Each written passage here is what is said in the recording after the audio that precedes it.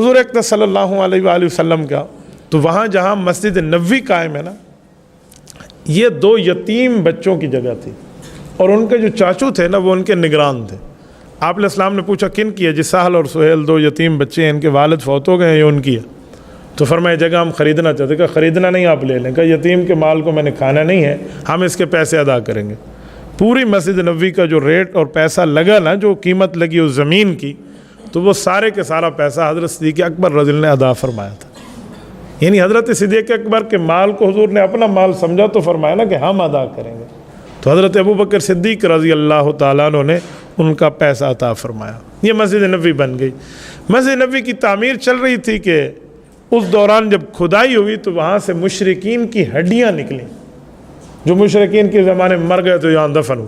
تو آپ علیہ السلام نے فرمایا مشرکین تو نجس ہیں، لہذا ان کی ہڈیاں بھی یہاں سے نکال دو، اس جگہ کو صاف اور پاک کر دیں۔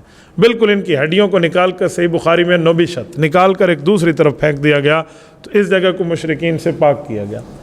کچھ لوگوں کے دل میں میل ہوتا ہے اسلام کے بارے میں، تو وہ ایک سوال کرتے ہیں اس جگہ کہ آپ کہتے ہو حضور پاک علیہ الصلوۃ والسلام کی مسجد، یہ مسجد نبوی ریاض الجنہ، جنت کا حصہ ہے، جنت میں تو مشرک نہیں جا سکتا، یہاں مشرک کی ہڈیاں تھیں، تو یہ جگہ جنت کیسے ہے؟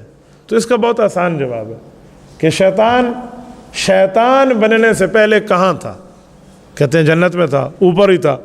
جب اس نے شیطانی کی، سجدے سے انکار کیا تو کیا ہوا؟ کہا جی جنت سے نکل گیا۔ تو ہم نے کہا مشرک تو جنت نہیں جا سکتا، یہ ادھر کیسے تھا؟ کہتے ہیں پہلے تھا پھر نکال دیا گیا۔ میں نے کہا ادھر بھی پہلے تھی پھر حضور نے ہڈیاں نکال دی تھی، اس لیے یہ بھی جنت رہی اور وہ بھی جنت رہی، اس پر کوئی اشکال نہیں ہوتا۔